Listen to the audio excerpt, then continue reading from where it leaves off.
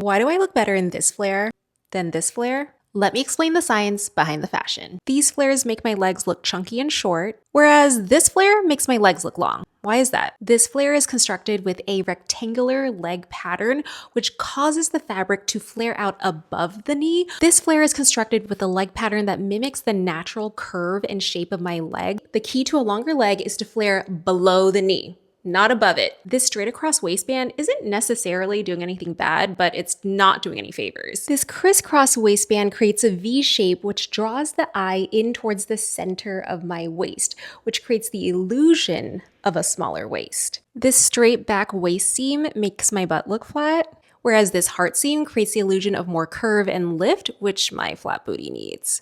Oh, and Avi, we're squat proof. This flare doesn't hit the edge of my shoe, which shortens my leg. But this flare does, so it lengthens my leg. This flare has a front seam, which causes vertical upwards tension, which causes camel toe. The Pop Flex flare would never. Now, I do want to add a caveat about the crisscross waistband. If you have a longer torso or are more round throughout the midsection, then the crisscross may not stay on as securely as you'd want. You'll want to go for the Pop Flex Super Sculpt flare, which has a wide, straight across waistband. Make sure you're choosing your inseam by measuring from crotch to edge of shoe. Otherwise, you're at risk for clown pants. Of course, wear whatever makes you feel most comfortable, but something to consider if you're in the market for a new pair of flares.